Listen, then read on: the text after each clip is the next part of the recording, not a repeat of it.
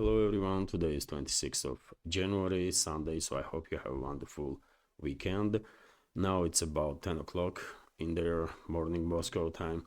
I'm Levan Gudadze and this is my first update for the day in which I'll share all the main news that are making headlines in Russian media outlets and Russian language pages on different internet platforms. Later on, at about 6 o'clock in the evening Moscow time, I will start traditional Sunday live stream, community chat, and I hope you'll find time to join their conversation. It's always a good fun, by the way, and a good opportunity to exchange opinions in real time and have a conversation about any topic that we want. I will give you notice about live stream some 10-15 minutes before it starts. I will post on a community page on YouTube and also on my Telegram and Twitter X pages. That being said, let's go through some news now. And by the way, it is good to be back after Saturdays off. I tried yesterday to stay away from news as much as possible, but well, it is time to work again. My new week starts from Sunday. Usually, whenever I have Saturdays off. So anyways, let's go through some news now. And first of all, this report from TASS news agency, which is based on Russian Defense Ministry's update, that during the night time, early hours of this morning, Russian air defense systems on duty intercepted 15 Ukrainian drones that were launched to strike deep into Russian territory. To be a little more precise, 8 drones were intercepted over the Ryazan region, 6 drones over the Kursk region, 1 drone over the Belgorod region, and a few minutes before I start recording this update, I noticed on several channels, and I also shared this information, that 2 unmanned maritime drones of Kiev regime also were destroyed by Russian forces in the northern western side of if I remember correctly. Let me check, by the way. So 2 unmanned boats heading towards Crimea were destroyed in the northern western part of the Black Sea. Defense Ministry reported this morning about this. Also, at this point, we have no data in the media about any casualties on the ground or more or less significant damage as a result of this yet another long-range strike on Russian Federation. If any updates on that, of course, I will share additional information on my Telegram and Twitter X pages and during the next updates. TASS news agency is also reporting that during the week, by the way, Russian armed forces liberated 9 settlements in different areas of the line of contact in Lugansk People's Republic, Donetsk People's Republic, and also in Kharkov region. And right now Russian armed forces basically finalizing clearing operation in Velika and Novoselka area. Some channels, some sources on Telegram, by the way, including big channels, are reporting that Russian troops actually already established full control over the Velika and Novoselka settlement, and once clearing operation is finished, Defense Ministry will obviously make a statement about it, about liberation of this hotspot, this settlement, which is the most active hotspot at this point on the line of contact, especially on South Donetsk sector. But let's wait. I don't want to make this call yet. Let's wait a little bit. Probably during the day we will receive some more information, and yes, we should be ready for to receive information that Velika and Novoselka is under full Russian control now. What we have at this point from this morning is that Russian armed forces destroyed their main strongholds of the Kiev regime in Velika and Novoselka area, and during these operations, heavy flamethrower systems, those heavy flamethrower systems were actively used, and as you all know, dear friends, these weapon systems are something extraordinary, totally devastating for anybody that is on receiving end of this missiles that this system is launching. Yet again, some sources are saying that Velika and Novoselka is already liberated. Let's wait a little bit and probably will receive more confirmations on that. Also, dear friends, I want to share with you this news that comes from this information that comes from former Russian president and current deputy chairman of the Security Council, Dmitry Medvedev, about Russian armed forces. He spoke with the Security Council, and during the conversation, open part at least of it, Medvedev stated that in 2024, about 450,000 citizens of Russian Federation and citizens of some other countries, by the way, but obviously vast majority are Russian citizens, signed a contract with the Russian armed forces. So up to 450,000 people, by the way, it's a huge number, isn't it? Sign up for Russian armed forces, and in addition, more than 40,000 people are actually volunteered to go to zone of special military operation as volunteers. By the way, they did not even sign a contract with the armed forces, and overall number is about 500,000 that Russian armed forces received in 2024. After this information, hardly anyone can be surprised that Russia don't really has any need to conduct a large-scale mobilization or something. I mean, when 500,000 people are joining your army on year-on-year basis, why would you need a mobilization? If I remember correctly, last year number was a little less, about 340,000, maybe more, up to 400,000. This year, even more people sign up for army. Quite an interesting nuance, isn't it? That helps to understand the bigger picture when it comes to conversation about Ukrainian crisis and the strength of militaries that are directly engaged in hostilities. Meanwhile, RT is reporting that US suspends aid to Ukraine. Initially, this reporter was published on Politico, and I want to focus on this topic a little bit because last several days, several sources reported based on Pentagon officials that aid that was allocated for a Kiev regime by previous administration, military, financial, and so on, is still going through. And this suspension on 90 days of deliveries of any aid to anybody, with two exceptions, Israel and Egypt, also did not block aid to Ukraine. That was reports, isn't it? And I shared information about it in my previous updates, because yet again, information was based on Pentagon officials. And yesterday, all day, and today, reports are coming in that, Ukraine, aid to Ukraine also was suspended. So what the hell is going on, really? I mean, this is Pentagon is saying one thing, State Department saying another one. Seems like during this transformation process of power in US, there is some misunderstanding even between their state institutions in US when it comes to Washington's policies. Although, by the way, it is also a possibility that this Trump's decree about suspension of any aid to foreign countries, yet again with exception of Israel, formally with exception of Israel and Egypt, the suspension is about new deliveries, new aid, and not really applies on all the decisions. Quite confusing stuff here, but well, it is what it is. Let's go through this news. So, US Secretary of State Marco Rubio has frozen nearly all new aid grants to Ukraine for 90 days, Politico reported on Friday.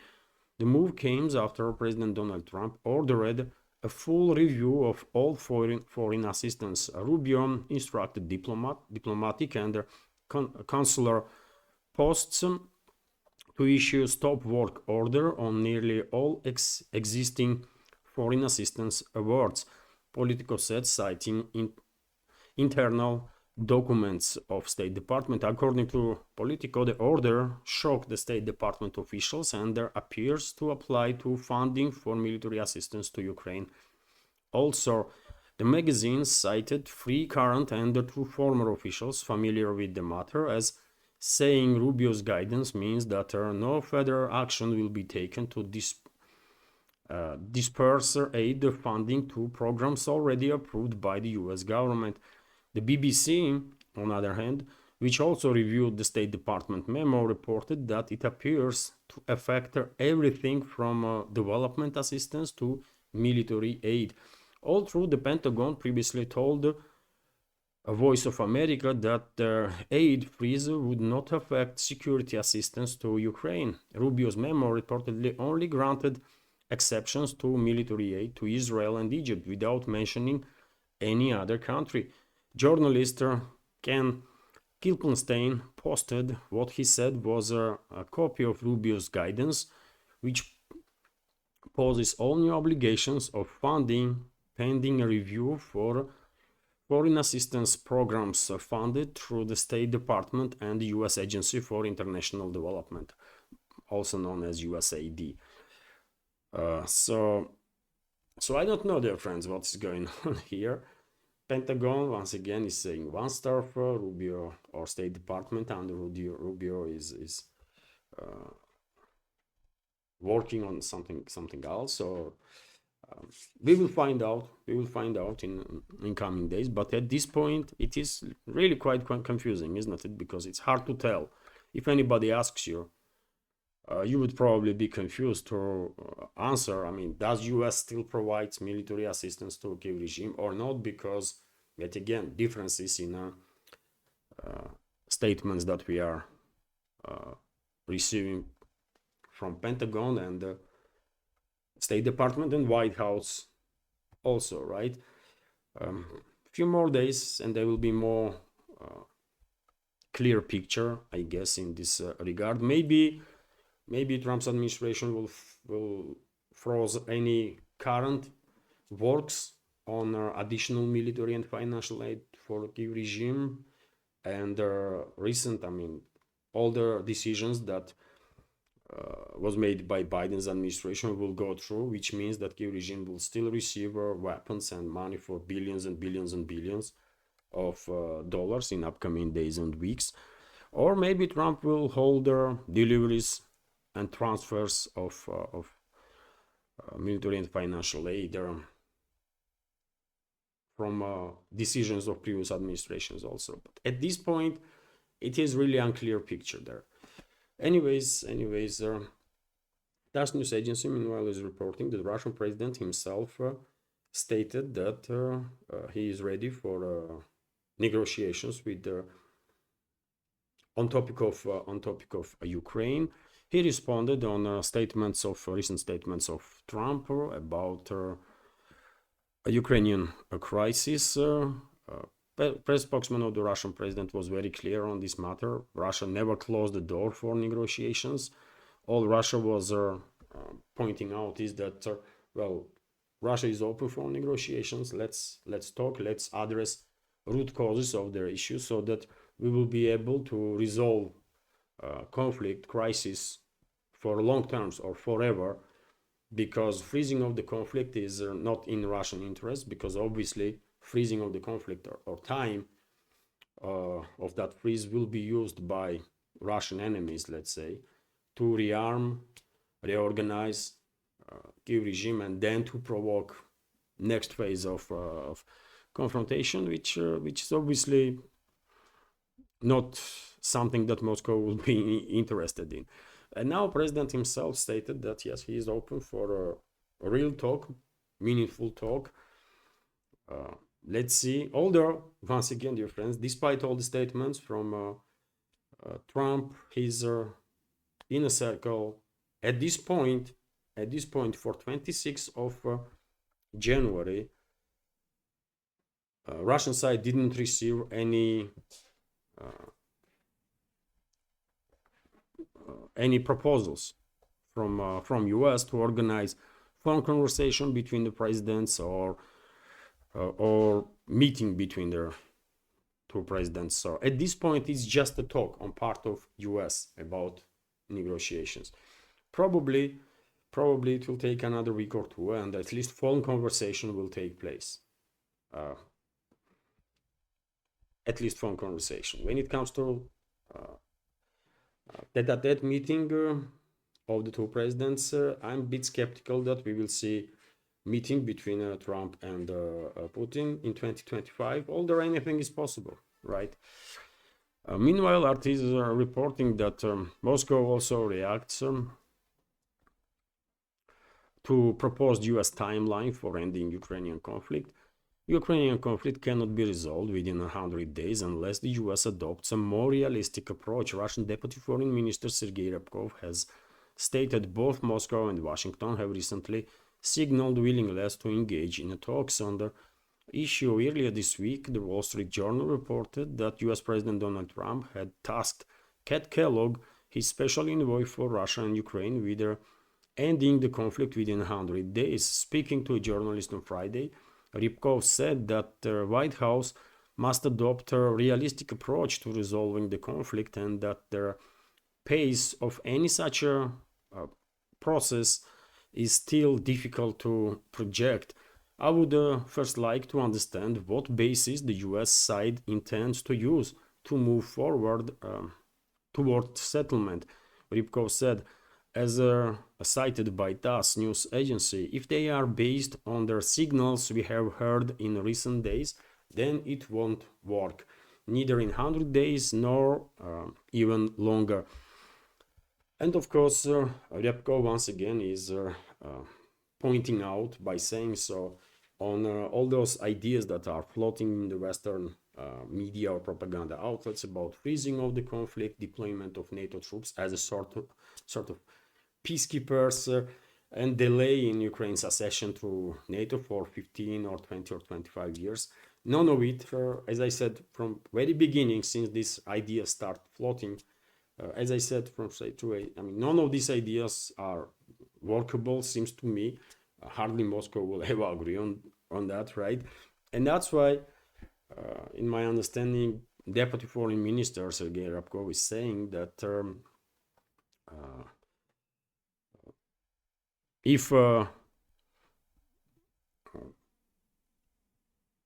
White House adopts more realistic approaches, then yes, the escalation is really possible. Hard to tell timeline, but at least a realistic approach from White House gives creates optimism in this regard. But under current, while Washington maintains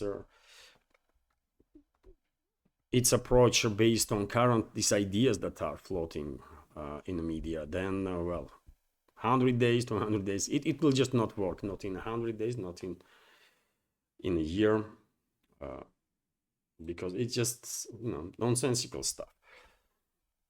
Meanwhile, by the way, Peskov, press spokesman of the Russian president, also reacted on recent statements of Trump, US President Donald Trump, who spoke about forcing OPEC to cut prices, first of all Saudi Arabia, on oil.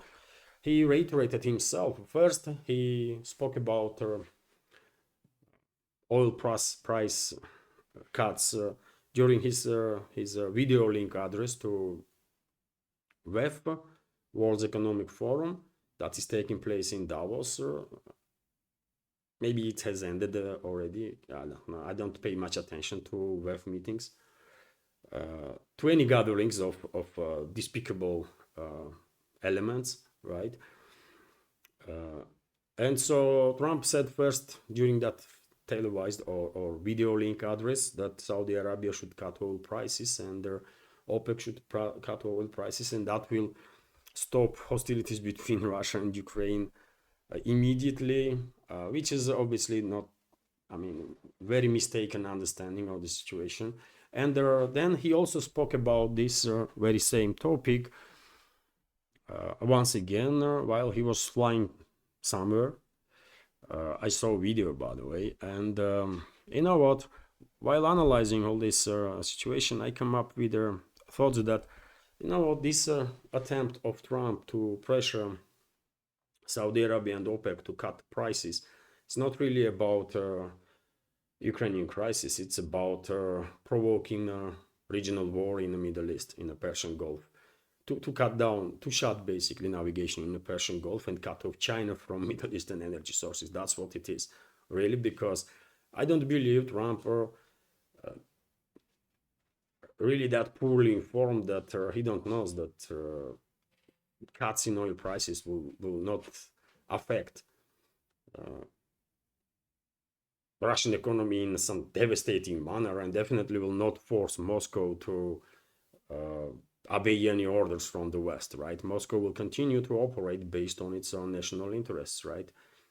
And Trump knows this, but dear friends, he is using Ukrainian crisis, in my personal opinion. Trump and their groups that, Western ruling class basically, that is behind him, are using this Ukrainian crisis to basically divert attention, right, from their intention to provoke regional war in the Middle East. And I was saying for many, many months, isn't it, that Western ruling class wants a regional war there to shut down navigation through Persian Gulf and cut China from Middle Eastern energy sources. That's what is going on here. That's what is going on. They are just trying to divert our attention. That is if all these talks are about Ukrainian crisis, which is not in reality, right? And I'm saying so because, as you know, just a couple of years ago, China broke her China managed to basically bring closer Iran and Saudi Arabia, right? They even reestablished diplomatic relationships, right? And hostilities between the two major powerhouses in the Persian Gulf area are on decrease, which obviously plays a crucial role for regional security and safety, isn't it? But if US now manages to force Saudi Arabia to cut oil prices, which can be done only if Saudi Arabia and other, let's say, OPEC member states will start pumping additional huge volumes of oil, right, on the market, then which country gonna be hurt first and foremost? Iran, by the way, right? Not the Russia, but Iran, right? Because Iran is under heavy sanctions already, and but still Iran does make a significant amount of money by selling its oil, right? And if oil prices being cut in half, let's say, if Saudi Arabia, some other OPEC member states start pumping millions and millions of barrels of additional barrels of oil every single day on the market, obviously they would be able to influence prices significantly, and Iran will find itself in a very difficult situation, right? Because it's not in Iran's interests to see significant decrease in oil prices.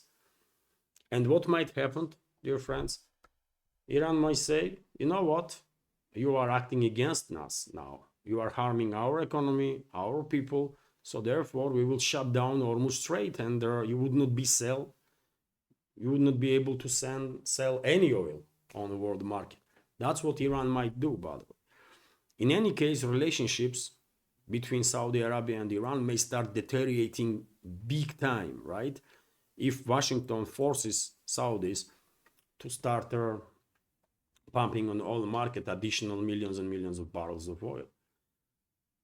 And by increasing hostility between the sides, obviously Western ruling class will be in a better position to provoke regional war and eventually really shut down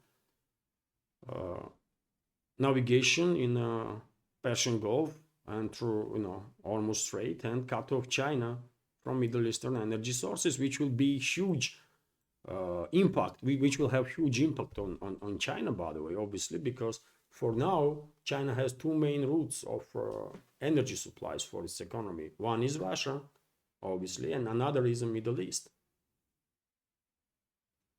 So that's why I think, dear friends, that all these talks about forcing OPEC to bring down prices, forcing Saudi Arabia to bring down oil prices, which can be done only if these countries start pumping huge additional volumes of oil on the market.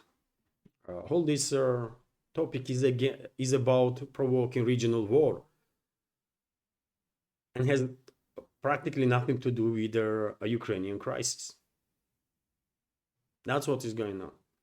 And by the way, also, one may say that, you know what, for US, it's going to be easy to force Saudi Arabia and some other regional countries there to start increasing production of oil because of the leverage the US or Western ruling class has over the Saudi Arabia. But there is nuances also that may make this process way more difficult for the West, because, for example, I read recently that Saudi Arabia made a commitment to invest about 600 billion US dollars to US economy in next 4 years during the Trump's presidency. 600 billion dollars of investments. According to some sources, even trillion, by the way, right? So Saudi Arabia is committed to invest in US economy from 600 billion, let's say, to $1 trillion in upcoming years. And if in same time US will demand from Saudi Arabia to crush oil prices, which is not really that easy to do, but theoretically possible, then I mean, I don't know, man. This is going to be a huge hit on Saudi Arabia itself, right? So Washington will be forced to, you know, choose. Either they are forcing Saudis to drop oil prices, which will, yet again, which will create ground for the Western ruling class to provoke regional war in the future, because obviously in that case relationships between Saudis and Iran will deteriorate significantly, or US have to choose investments, right? Because if Saudi alone will invest from 600 billion to $1 trillion, then can you imagine overall volume of money that US can extract actually from the Middle East by using, you know, whatever means they usually use, right, to force countries to, you know, pay big boss, right?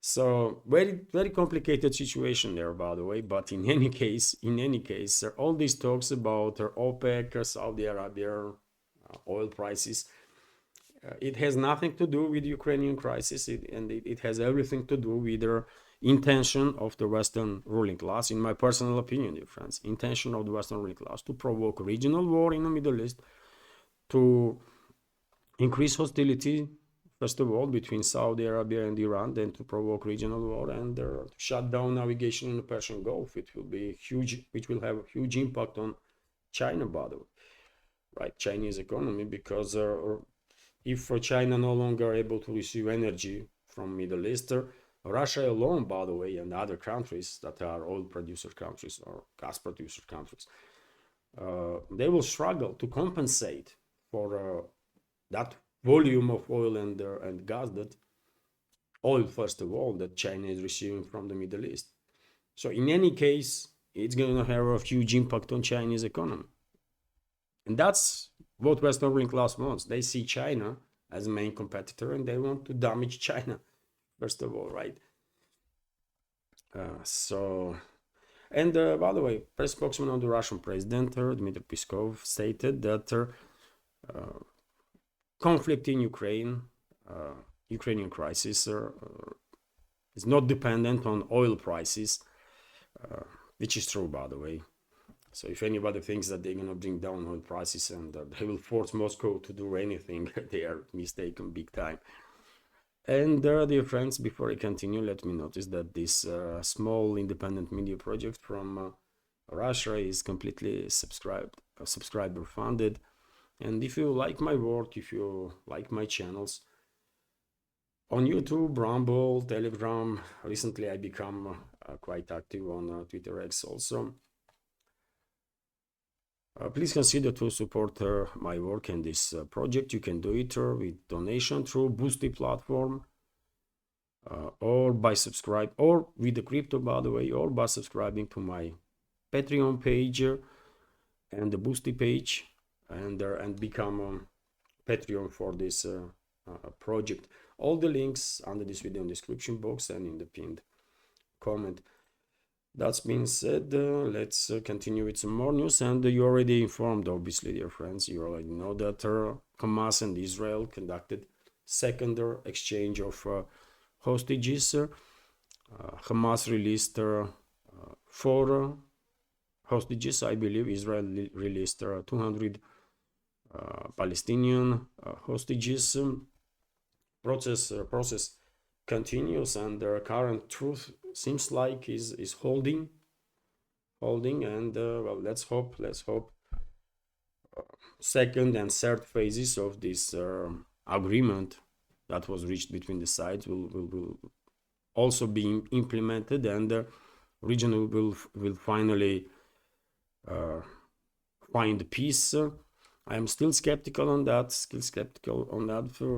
After all, dear friends, this morning I saw this report, for example, and I shared on my Telegram also, that US President told reporters on board of Air Force One that he wants to send 1.5 million Palestinians to Egypt from Gaza Strip and some other Arab states, and restart Gaza from almost clean side. And this is, by the way, I mean, this is, he's talking about ethnic cleansing, isn't it? What he's talking about. If these people, if Palestinians are forced out of region, they are not going back. Israel will never allow them to go back, right? And when I saw this news, you know what I remember? I remember it was son-in-law of Trump, isn't it? Kushner, who was interviewed about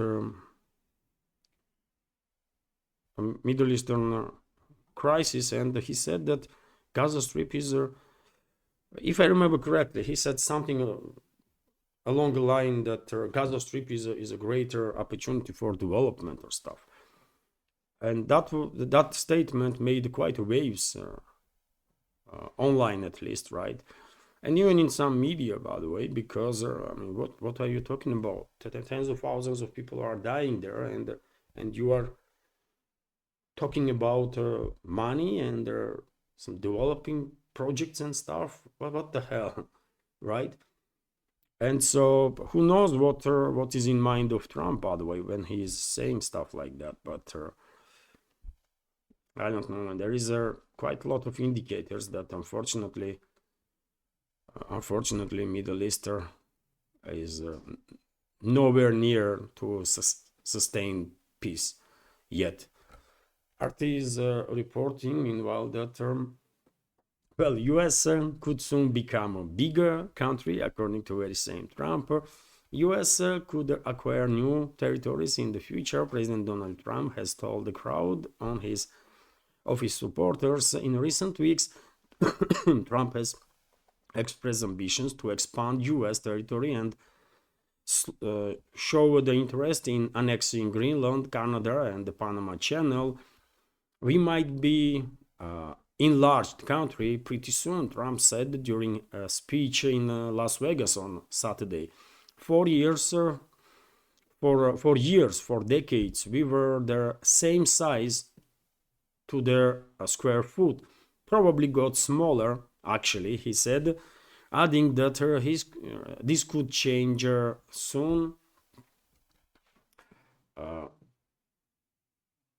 We may be very substantially enlarged country in the not too distant.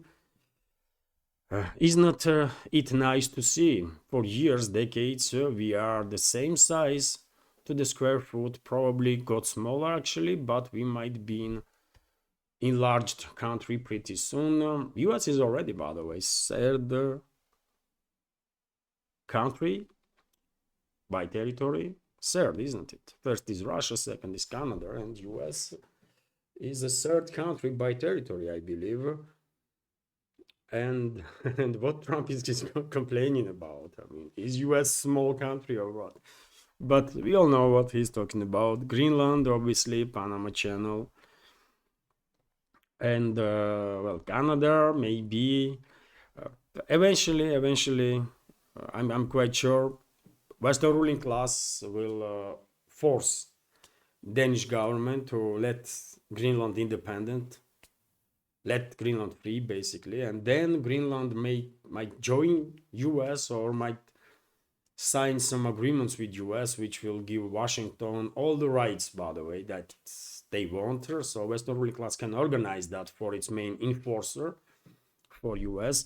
When it comes to Canada, situation is a bit more complex. Excuse me. Situation is a bit more complex there because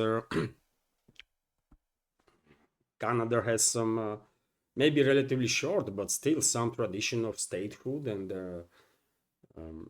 as far as I understand, people in Canada want to maintain their statehood, right? So therefore, probably Ottawa will be forced to share with US or to transfer to US certain rights, especially when it comes to coastal line of Canada, northern, right? Northernmost coastal line of Canada, maybe western side also, and also natural resources. Also, US probably will receive some rights to dig up anything anywhere they want, right, on Canadian territory, and for that Canada might maintain formally independence. I don't know, but we will find out. We will find out. I still struggle to believe that the US will actually annex Canada completely. I mean, I don't know. I don't know, man. But Greenland, for sure. Greenland will be under complete US control, 100%. And Canada will probably transfer some of its rights when it comes to coastal line, when it comes to natural resources to US, and that will give them opportunity to maintain statehood, I guess. But yes, US most likely will become bigger. That's for sure. Plus channel in Panama, by the way. Plus channel in Panama. Entire country can be occupied by US. Who knows, man? And then declare their US state or something. Or US overseas territory. I don't know. But Trump is and forces that are behind him seems like are very serious about all this stuff. Anyways, let's continue, and we have this quite interesting news that EU sanctions against Russia will only be extended if Ukraine restores gas transit. This was stated by Prime Minister of Hungary, Viktor Orban. So the EU sanctions against Russia can be prolonged only if Ukraine restores Russian gas transit to Central Europe and stops attacks on the Turk Stream pipeline and provides guarantees for continued oil transit, Hungarian Prime Minister Viktor Orban said in an interview with the Kossuth Radio. And well, because EU sanctions on Russia are prolonged every 6 months on 6 months basis, Budapest actually has some leverage here, right, to talk with the Brussels from strength, and maybe Brussels bureaucrats will be forced to basically deal with this issue and ask Ukraine to sign a new contract with the Gazprom on transit of Russian gas, and never to attack oil or gas pipelines. Or maybe that will happen, but yet again, it's not about Brussels, isn't it? It's about position of Washington and London more. because they are more influential, right? Especially when it comes to Kiev regime. And I have some doubts. I have some doubts that Washington and London will listen to Orban. Although, who knows? Who knows? Today or tomorrow, by the way, I wrote recently on one of the media outlets that tomorrow Brussels may discuss this topic of gas transit through Ukraine. So let's see what kind of news we will receive tomorrow on 27th of January from Brussels. Maybe they will actually recommend Ukraine to resume cooperation with the Gazprom and the transit of the gas. Maybe, but yet again, it all depends on the position of Washington and London, first of all.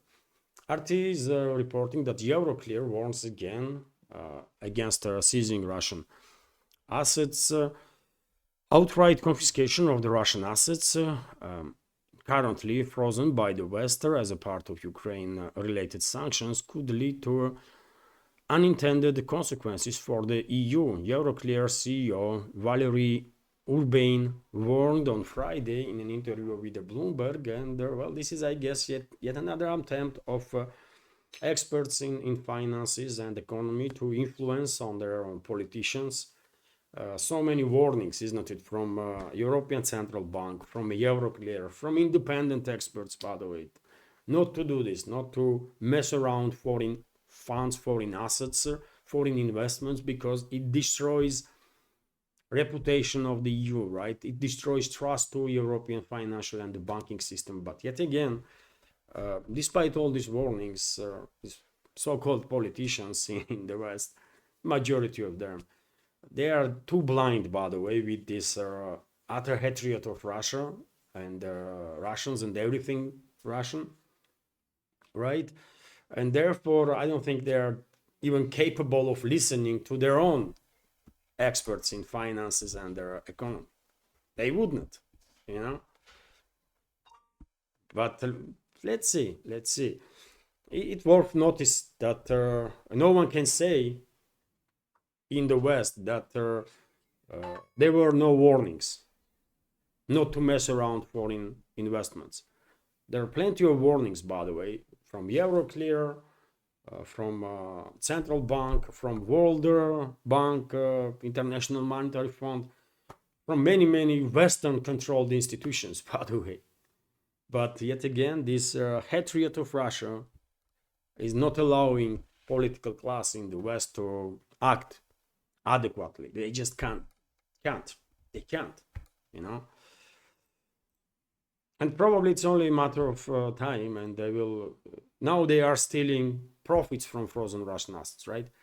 Give it a time, and they will start stealing these frozen assets too.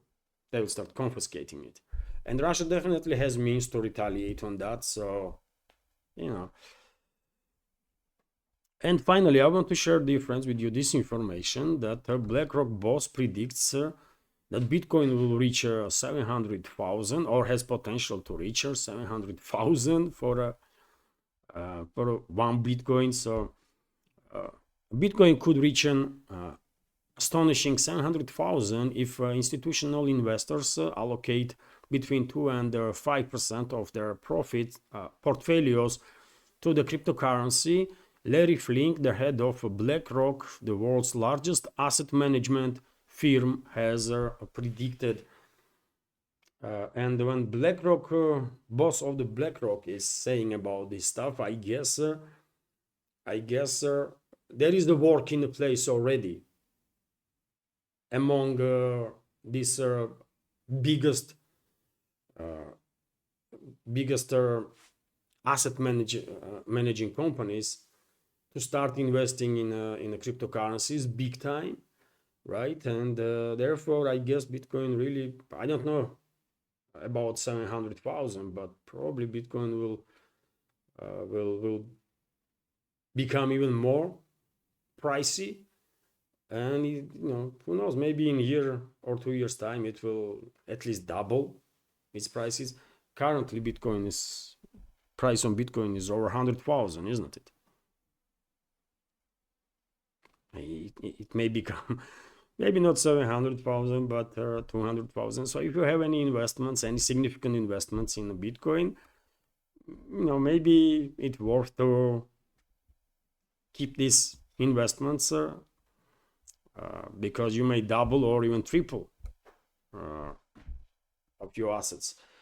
Who knows? But yet again, I mean, can you trust BlackRock CEO on anything? I don't know. I don't know.